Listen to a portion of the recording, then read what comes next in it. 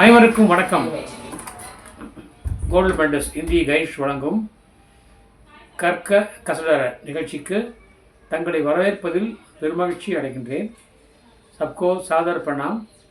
Gold medals Hindi guides प्रस्तुति कर्क कसडर कार्यक्रम पर आप सबका हार्दिक स्वागत है. आज का कार्यक्रम है रहीम सुदा से हम कुछ दोगों के बारे में हम जानकारी प्राप्त कर रहे हैं. तो अब भी क्या होता है, अब भी चालू है. रहीम कहते हैं, मांगे घटत रहीम पद किसी बड़ काम, किसी कर बड़ काम. मांगे घटत रहीम पद कितो करो बड़ काम. तीन पग वसुधा करे तऊ बावने नाम. तीन पग वसुधा करे तऊ बावने नाम. आदमी चाहे कितना ही बड़ा क्यों न हो, लेकिन उसका काम छोटा हो तो वो छोटा ही माना जाएगा. ஒரு மனிதன் எவ்வளோ பெரிய ஆளாக இருந்தாலும் கூட அவனுடைய செயல்கள் சிறிதாக இருந்தால் அவன் சிறியவராகவே கருதப்படுவான் என்ற கருத்திலே இங்கே திருமால் அவர்கள் மொத்தம் 10 அவதாரம் எடுத்தார். நாம் அனைவரும் அறிவோம். அவற்றிலே ஒரு அவதாரம்தான் வாமன அவதாரம். இங்கே ரஹீம் அவர்கள் வாமன அவதாரம் எடுத்ததனுடைய காரணத்தை பற்றி இங்கே சொல்லி நமக்கு ஒரு கருத்தை புரிய வைக்கிறார். எதை புரிய வைக்கிறார்? ஏற்பது இகழ்ச்சி என்று அவையார் சொல்வார். ஏற்பது இகழ்ச்சி என்று அவையார் சொல்வார். அதாவது கேட்பது தவறு. கேட்டால் அவன் சிறியவன் ஆவான். எவ்வளவு பெரியவனும் சிறியவன் ஆவான். ஏற்பது இகழ்ச்சி என்ற கருத்தை அவையார் சொல்லியிருக்கிறார். அதே கருத்தை இங்கே ரஹீம் அவர்களும் சொல்கிறார். மாங்கே கடத்த ரஹீம் பத், நாம் கேட்டால் நம்முடைய பதவி இறங்கிவிடும். அதாவது நமக்கு நண்பர்கள் நிறைய பேர் இருப்பார்கள். அவர்களாம் சொல்வார்கள், ஐயா நீங்கள் வாயை திறந்து கேட்டால் போதும், நான் எதையும் தருவேன் என்று சொல்வார்கள். ஆனால் கேட்காத இருக்கின்ற வரைக்கும் நீங்கள் பெரியவர், உங்களை மதிப்பார்கள். சரி, அவன் கேட்குறான், நாம் கேட்டுவிட்டால் போதும், அவ்வளோதான், அன்றைக்கு அவன் என்னை பார்த்து பேச மாட்டான். ஆக கேட்பதாக நினைத்துக்கொண்டு நாம் கேட்டால் அன்று முதல் அவன் எங்களை பார்த்து பேச மாட்டான். ஏனென்றால் கேட்டால் பதவி குறைந்துவிடும். कितो बड़े का कर कितना ही चाहे बड़े काम क्यों न हो, कितना எவ்வளவு பெரிய வேலை சாதனை செய்தால் கூட கேட்டால் அவன் சிறியவனாகி விடுகிறான். அவனுடைய பதவி தகுதி தரம் குறைந்து விடுகிறது. தசாவதாரத்திலே ஒரு அவதாரம் வாமன அவதாரம். இந்த வாமன அவதாரத்திலே பகவான் மகாபலி இடம் போகிறார். மகாபலி சக்கரவர்த்தி தெற்கு பகுதி ஆண்ட மன்னவன். தற்போதைய மலையாளம் எடுத்துக்கொள்ளேன். தற்போதைய மலையாளம் அங்கே ஆண்ட மன்னவன் மகாபலி. மகாபலியினுடைய அவனுடைய அந்த பெருமையை குறைப்பதற்காக, என்னால் மிக அதிகமாக அவருக்கு புகழ் இருந்தது, அதை கொஞ்சம் குறைப்பதற்காக இவர் என்ன செய்கிறார்? திருமால் பல பேர் அவரிடம் சொல்ல போக திருமாலும் அவருடைய பேச்சை கேட்டு அவனை பார்த்து கேட்கப் போகிறார். என்ன கேட்கிறார்? மகாபலி சக்கரவர்த்தியே, எனக்கு நிலம் வேண்டும் என்கிறார். அப்படி போகின்ற பொழுது அதானும் பகவத் தோட்டத்தில் போகவில்லை, பெரிய தோட்டத்திலே போகவில்லை, சிறிய குள்ள வடிவமாக, அதான் வாமனம்ன்றது. வாமனம் என்றால் குள்ள வடிவமாக சிறு குழந்தை போல வடிவெடுத்து கையில் கொடை எடுத்து போகிறார். போகின்ற பொழுது அவருடைய சின்ன பாதங்கள். அதை பார்த்து அவன் கேட்குறான், உனக்கு என்ன வேண்டும்? உடனே அவன் கேட்குறான், எனக்கு 3 அடி நிலம் வேண்டும், எனக்கு 3 அடி நிலம் வேண்டும் இருப்பார். நான் 3 ஸ்டெப் வைப்பேன், அந்த ஸ்டெப்பை அளவு எவ்வளவு நிலம் வைக்கிறதோ அது எனக்கு நீ கொடுக்க வேண்டும். 3 அடி தானே, சரி போ என்று சொல்கிறான் மாபலி சக்கரவர்த்தி. அதை கேட்ட பகவான் உடனே பெரிய உருவமாக மாறுகிறார். தன்னுடைய ஒரு அடியினால் இந்த பூமி புறாவையும் அளந்து விடுகிறார். மற்றொரு அடியினாலே வானம் புறாவையும் அளந்து விடுகிறார். 3ஆம் வைப்பதற்கு இடமில்லை. ஆகவே அதை அவர் மாபலியுடைய தலையின் மேல் வைத்திருக்கிறார். அப்பொழுது அவனுடைய அதை வெயிட் தாங்காமல் அவன் உள்ளே போடுகிறான். உள்ளே போய் அவன் மறைந்து விடுகிறான். மக்களெல்லாம் மன்னரை இழந்து அழுகிறார்கள், தவிக்கிறார்கள், வேண்டுகிறார்கள். திருமாலே, எங்களுக்கு எங்களுடைய மன்னர் வேண்டும் என்று கேட்ட பொழுது, சரி நான் உங்களுக்கு வரம் தருகிறேன், ஆண்டுக்கு ஒரு முறை தங்களை சந்திக்க வருவார். சிராவண மாதத்திலே ஆவணி அவிட்டம் நட்சத்திரத்திலே ஒவ்வொரு ஆண்டும் தங்களை சந்திக்க வருவார் என்று சொல்லி மறைகின்றார். அப்படி அவர் மறைந்த பிறகு அந்த ஒவ்வொரு ஆண்டினுடைய இந்த சிராவண மாதத்தினுடைய அவிட்டம் ஸ்டார் அன்றைக்கு மகாபலி தன் மக்களை பார்க்க வருகிறார். ஆகவே அவரை வரவேற்பதற்காக கேரள மக்கள், நாட்டு மக்கள் அனைவரும் அத்தப்பூ கோலம் போட்டு அவரை வரவேற்றார் என்று சொல்லப்படுகிறது. அதுக்காகத்தான் இன்றைக்கும் கூட கேரள மாநிலத்திலே ஓணம் பண்டிகை கொண்டாடப்படுகிறது. அதுதான் திருவோணம் அழைக்கப்படுகிறது. அப்படி அவர் திருமாலே போனார் கேட்பதற்கு. கேட்க போகின்ற பொழுது அவர் திருமாலாக போகவில்லை, சிறு பையனாகத்தான் போனார் தவிர அவர் திருமாலாக போய் கேட்கவில்லை.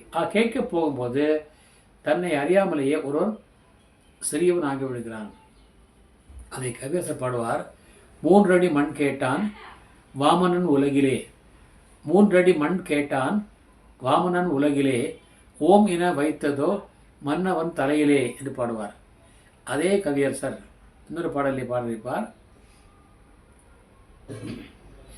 மாபலி சிரம் தன்னை கால் வைத்து இந்த மண்ணும் விண்ணும் அளந்த அவதாரம். மாபலி சிரம் தன்னில் கால் வைத்து இந்த மண்ணும் விண்ணும் அளந்த அவதாரம் வாமன அவதாரம் என்று சொல்லியிருப்பார்.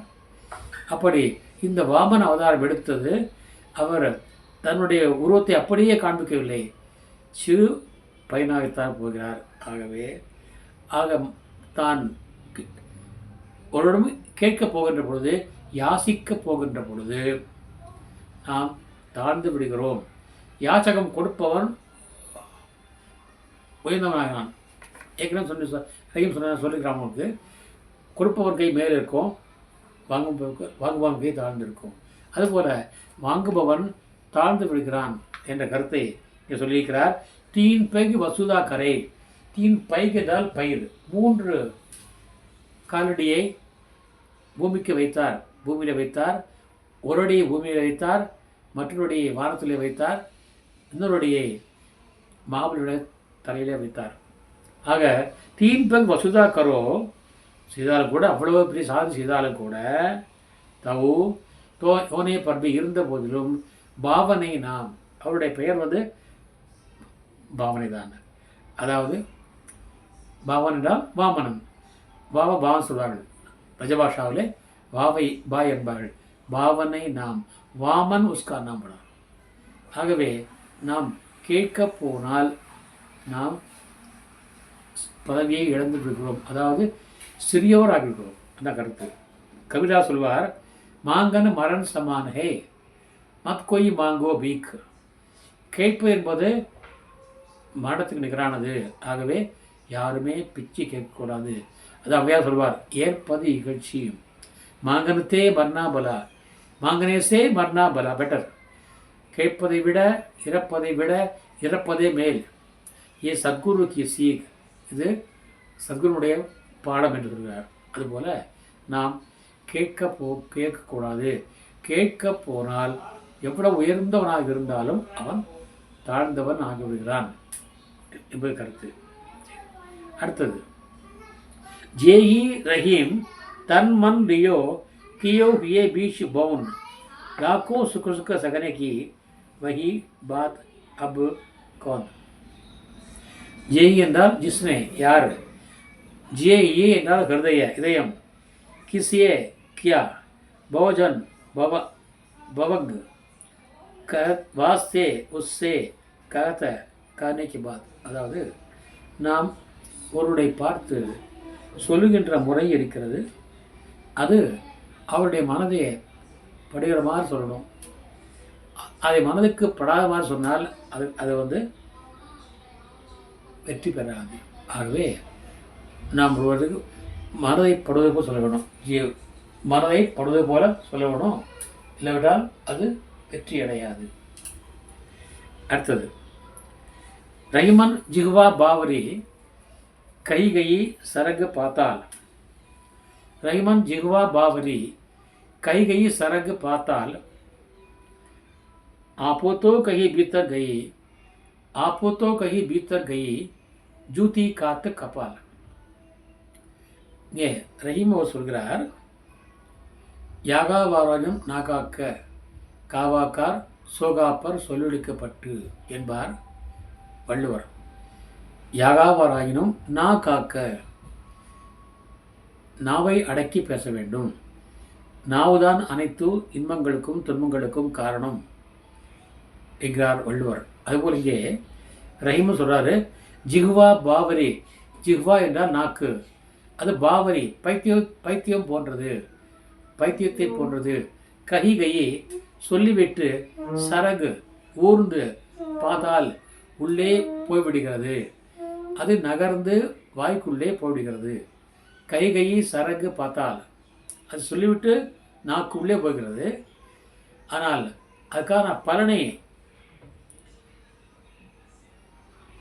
யார் அனுபவிப்பது? அடி தப்பாக பேசிவிட்டால் அதுக்கான அடி நாக்கு விடுகிறது, நம்முடைய முதுகுக்கும் விடுகிறது, நம்முடைய உடம்பிலே விடுகிறது, நம்முடைய தலையிலும் விடுகிறது. கை சரங்க பார்த்தால் ஆப்போத்தோ கை பீத்த கை. நீங்கள் என்னமோ சொல்லிட்டு உள்ளே போயிட்டீங்க, ஆனால் ஜூத்தி காத்த கப்பால். செருப்படி வாங்கும்போது நம்முடைய கன்னம் அல்லது தலை அல்லது முதுகை தவிர வேறு இல்லை. ஆகவே சொல்பவன் ஒருவன், வாங்குபவன் மற்றொருவன். ஆப்போத்தோ கையை பீத்தர் கையை ஜூத்தி காத்த கபால். சொல்வது ஒருவன், அவனுடைய பலனை பெறுபவன் இன்னொருவன்.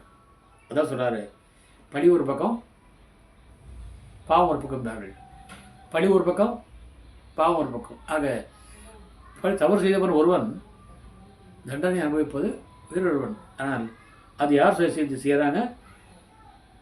நம்முடைய நாக்கு செய்கிறது. ரஹிமன் ஜிஹ்வா பாவரி, பாவரி என்றால் பைத்தியம். பைத்தியக்காரன் 10 சொல்வான், போகட்டு விட்டு என்பார் கவியரசர். ஆக பைத்தியக்காரன் இதை விட பேசுவான், ஏன்னா அவனுக்கு என்ன பேசணும் தெரியாது அவனுக்கு. ஆக அவன் பேச விடுவான், ஆனால் அதை கேட்பவனுக்கு சொல்பவன் பைத்தியமானு தெரியுமா? தெரியாதல்லவா? ஆகவே அதுக்கான பலனை இவன் அனுபவிக்கிறான். ரஹிமன் ஜிஹ்வா பாவரி, பைத்தியம் போல எதையோ நாக்கு சொல்லிவிட்டு போகிறது. சரகு பதால், அது உள்ளுக்குள்ளேயே போய்விட்டது.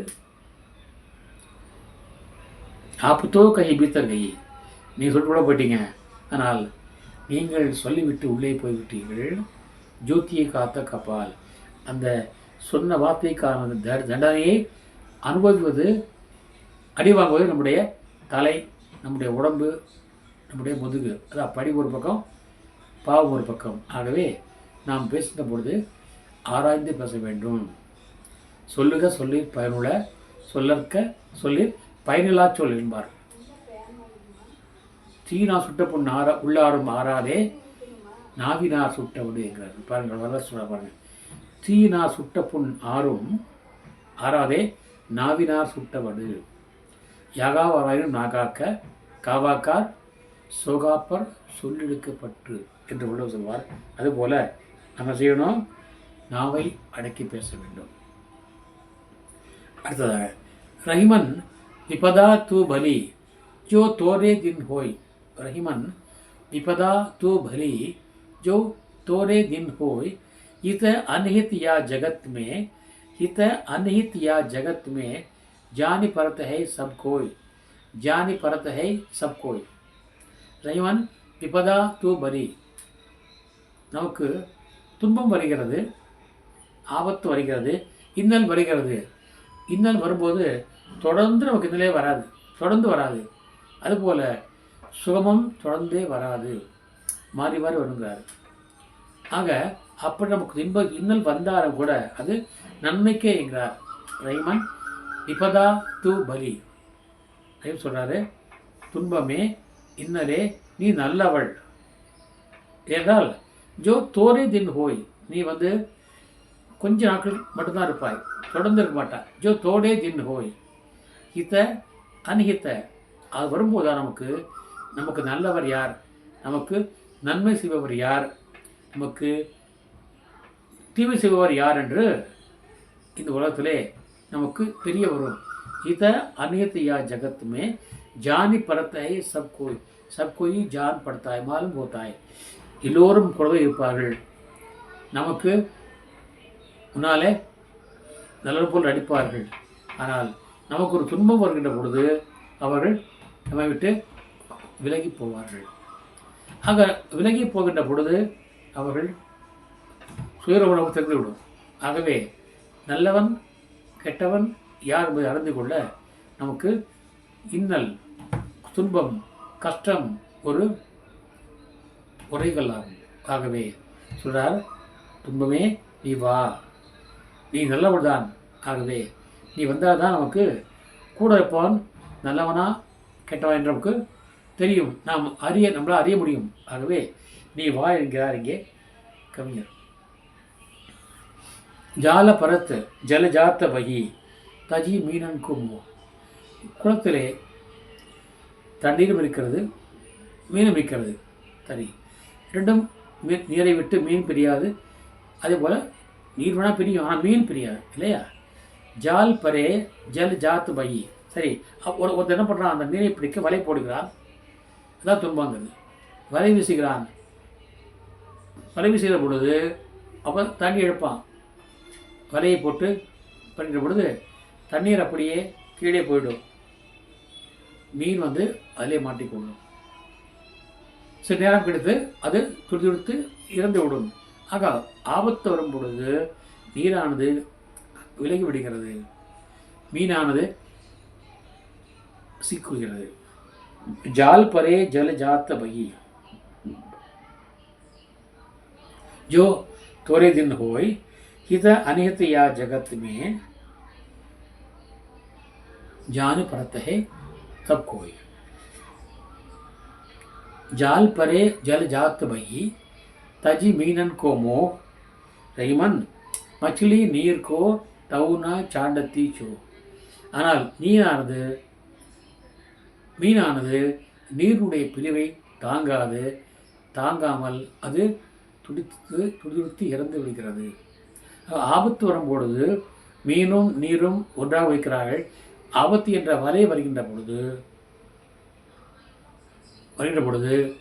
நீரானது மீனை விட்டு பிரிந்து போகிறது.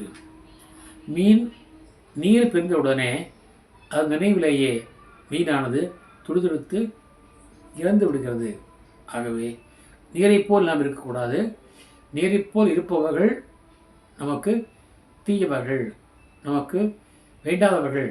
நாம் அவர்களுடைய நட்பை தள்ள வேண்டும். நட்பு மட்டுமல்ல, உறவை கூட தள்ள வேண்டுங்கிறார். உறவை கூட தள்ள வேண்டும். ரைமன் விபதா தூ பலி ஜோ தோரே தின் ஹோய், ஹித அன்ஹித யா ஜகத் மே. லோகத்திலே நமக்கு நன்மை செய்பவர் யார் அல்லது தீமை செய்பவர் யார் என்பது நமக்கு जानी पड़ता है सब कोई सब कुछ हमको मालूम होता है कि इस दुनिया में हमारा भला चाहने वाला कौन है, बुरा चाहने वाला कौन है. ஏற்கனவே நான் சொன்னேன், கவிதை பாட சொன்னேன், குளத்திலே தண்ணி இல்லை, கொக்கும் இல்லை, மீனும் இல்லை, பெட்டியிலே பணம் இல்லை, பெத்த பிள்ளை சொந்தம் இல்லை என்று பாடியிருப்பார். அதுபோல் இங்கே துன்பம் வரும்பொழுதுதான் நமக்கு இன்னும் சொல்கிறார் சொல்லியிருப்பார், வாழும் நாடிலே கூட்டம் கூட்டமாய் வந்து சேர்கிறார் பாரடா, கை வறண்ட வீட்டிலே உடைந்த பானையை மதித்து வந்தவர் யாரடா, படத்தின் மீதான் பக்தி என்ற பின் வந்த பாசமே ஏனடா, पदिकुम नெஞ்சினை अनेकुम यावरुम अन्नन तंबिगल तानडा। इस प्रकार वे कहते हैं, विपदा तू भली, मुसीबत है तुम आओ, तेरा स्वागत है, क्योंकि मुसीबत के समय ही हमें अच्छे और बुरे दोस्त का, अच्छे और बुरे रिश्तेदार का पता चलता है, वरना हमें नहीं चलता। इसलिए वे मुसीबत को बुलाते हैं, उसका स्वागत करते हैं, आह्वान करते हैं रहीम जी। इस प्रकार जितने भी दोहे हैं रहीम के, सब नीति परक दोहे हैं। उन नीति परक दोहों को हम पढ़ें और उसे अपने जीवन में अपनावें और दूसरों को भी अपनाने का संदेश दें। यही उनका संदेश है आज। दोबारा मैं दोहराता हूँ, मांगे घटत रहीम पद, कितो करो बड़ काम। मांगे घटत, घटत मीन्स कम होता है, रहीम पद किती करो बड़ काम, कितना ही बड़े काम करो करता है। तीन पैग, तीन पैर, तीन स्टेप, तीन कदम अछुदा करे तो होने पर भी बावन ही नाम, उसका नाम बावन है। उसको हम विष्णु नहीं बोलते, उसको हम तिरुमाल नहीं कहते। इसी प्रकार जे ही रहीम तन मन लियो, कियो ये बिच मौन, लाखों दासों सुख दुख सहन की, रही बात अब कौन। रहीमन जिह्वा बावरी, कह गई सरग पाताल, आपो तो कहीं भीतर गई, ज्योति कात कपाल। रहीमन विपदा तो भली, जो तोरे दिन होय, इत अनहित या जगत में, जाने परत है सब कोई। जो हमारे लिए भलाई करने वाला है, बुराई करने वाला है, ये बात हमें मुसीबत में ही मालूम होता है। जब जब हम सुख से जीते हैं उस समय ही मालूम नहीं पड़ता। इस प्रकार हमें जो भी दोहा हमें कवि के द्वारा दिया गया है, हम सबका जीवन में पालन करें और सुख से जिए, यही इनका संदेश है। आशा है कि हम इस संदेश का पालन करेंगे और जीवन में आगे बढ़ेंगे। इसी के साथ मैं आज का ये कार्यक्रम समाप्त करना चाहता हूँ। कल इसी प्रकार एक नए शीर्षक के साथ आपसे मिलने वाला हूँ। तब तक के लिए आपसे विदा लेने वाला आपका सेवक आर सुंदरराजन। இது போன்ற கவிதைகளை மாணவர்களே நீங்கள் படியுங்கள், நன்கு படியுங்கள், படித்து அதை வாழ்வில் நீங்கள் கடைப்பிடியுங்கள்.